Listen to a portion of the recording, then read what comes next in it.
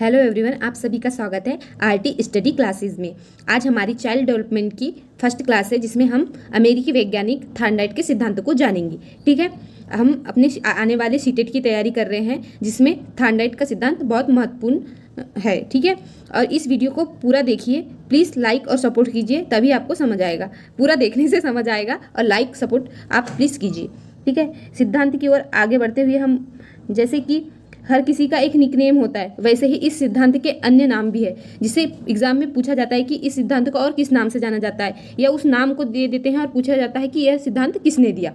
तो हम इनके सिद्धांत के बारे में जान लेते हैं। इन्हें व्यवहारवादी सिद्धांत, थार्नडाइट का संबंधवाद का सिद्धांत या एसआर थ्योरी के नाम से भी जाना जाता है। और नाम है इनके संबंधवाद या बंध का सिद्धांत, आवृत्ति का सिद्धांत, प्रयत्न व भूल का सिद्धांत, चयन का सिद्धांत, प्रयास व त्रुटि का सिद्धांत, उद्दीपन, अनुक्रिया, बंधन का सिद्धांत। जो ज़्यादा मोस्ट नेम है, जो प्रयत्न व भूल या प्रयास व त्रुटि या चयन का सिद्धांत, इस नाम से बहुत बार क्वेश्चन आए हैं कि यह सिद्धांत किसने दिया।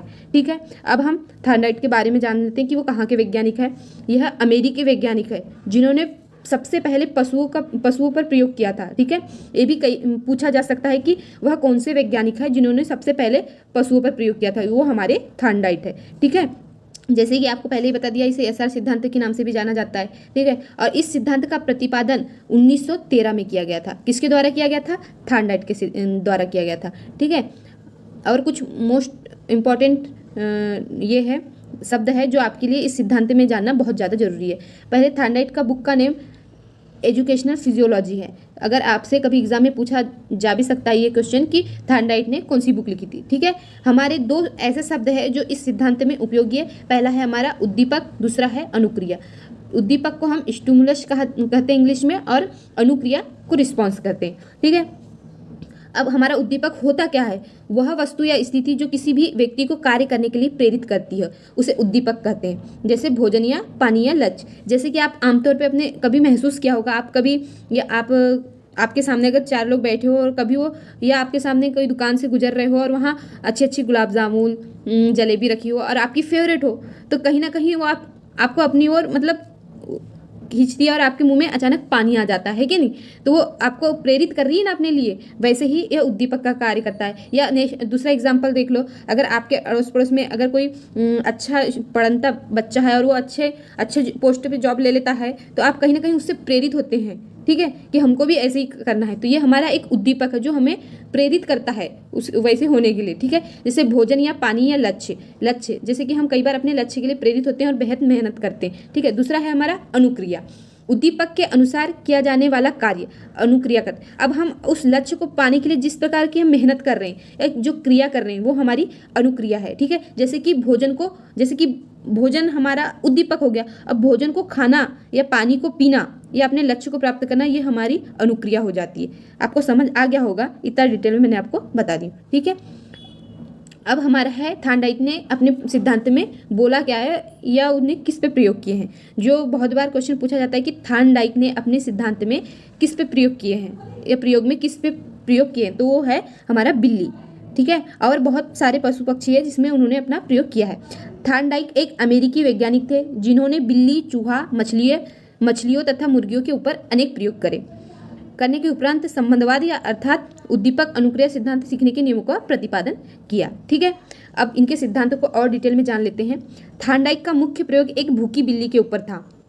ठीक है, एक भूखी बिल्ली के ऊपर था और उसने एक भूखी बिल्ली को एक पिंजरे में बंद कर दिया था। पिंजरे मतलब ऐसी जालीदार एक डिब्बा था जिसमें उन्होंने अपनी बिल्ली को बंद कर दिया था, जिसका दरवाजा एक लीवर, टाइपिंग गलत होगी, एक लीवर को दबाने से खुलता था।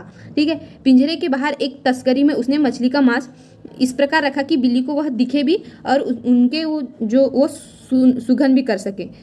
टाइपिंग मिस्टेक है, सुगंध भी कर सके। ठीक है, और पिंजरे से बाहर आने के लिए प्रयास कर सके। पिंजरे में भूखी बिल्ली को बंद करने पर बिल्ली ने पिंजरे में इधर उधर दौड़ लगाई। वो बिल्ली भूखी थी, उसके सामने कुछ मांस का टुकड़ा रख दिया गया था, लेकिन उसके एक पिंजरे में बंद कर दिया गया था। वह उस मांस को देख भी सकती थी और उसे सुगंध भी कर सकती थी। तो वह उसके प्रति बहुत ज़्यादा प्रेरित हो रही थी और उसको भूख भी लगी थी। तो वह खाने के प्रयास करने के लिए अपने पिंजरे के अंदर इधर उधर घूम रही थी और पिंजरे की छड़ों व डोरी को खींचने का प्रयास कर रही थी।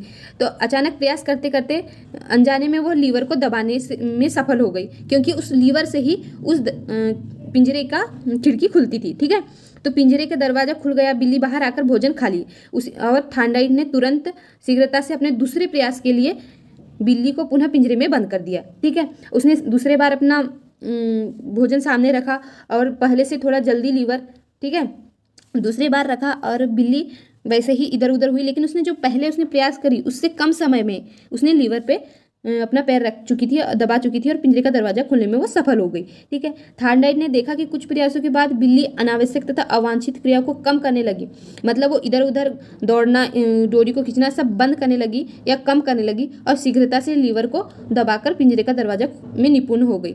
इससे यह पता चला, इस सिद्धांत का सारांश यही है कि जैसे कि हमने पहला प्रयास किए उसमें हमें थोड़ा बहुत समय लगा, हम उसका उद्देश्य नहीं जान सकते थे कि ये पिंजरे का दरवाज़ा खुलेगा किससे, लेकिन उसने इधर उधर मेहनत करी, उसके प्रति प्रेरित थी, उस भोजन के प्रति, भोजन हमारा उद्दीपक था, तो इधर उधर जाने लगी और दरवाज़ा खोल ली। ठीक है, लेकिन दूसरा जैसे उसने दूसरा टाइम पे आया तो उसने उतना समय नहीं ली और तीसरे टाइम पे उसने बिल्कुल समय नहीं लिया और डायरेक्ट उसको पता था कि लीवर को दबाने से पिंजरे का दरवाज़ा खुलता है। ठीक है, तो उसने अपने मतलब भोजन को प्राप्त करने में सफलपूर्वक हो गई और उसे संतोषजनक परिणाम मिले। ठीक है, तो हमारे इसमें और जो मुख्य ये है टॉपिक है, इससे यह निष्कर्ष निकलता है कि बिल्ली भूखी होनी चाहिए। सीखने के लिए प्रेरणा का होना आवश्यक है, जैसे कि उसकी भूख के लिए भोजन का होना आवश्यक है।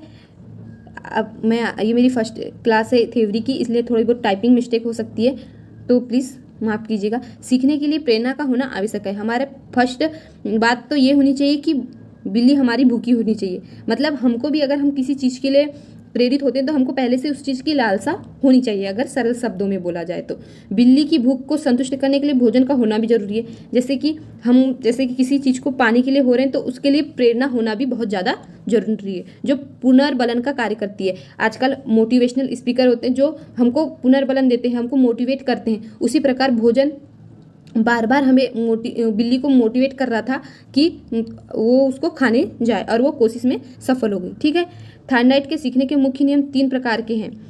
ये हम नेक्स्ट क्लास में पढ़ेंगे। हमारी ये क्लास ज़्यादा बड़ी हो जाएगी, जिसमें हम बस इतना जान लेते हैं कि उनके मुख्य और गौण नियम कौन कौन से। तो थार्नडाइट ने 3 मुख्य नियम दिए हैं, जो हमारा है तत्परता का नियम, दूसरा है अभ्यास का नियम, तीसरा है प्रभाव व परिणाम का नियम। गौण नियम में हमारे हैं जो 5 प्रकार के हैं: बहुप्रतिक्रियात्मक क्रिया का नियम, आत्मीकरण का नियम, मानसिक विन्यास का नियम, आंशिक क्रिया का नियम और साहचर्य परिवर्तन का नियम। ये हमारे थार्नडाइट ने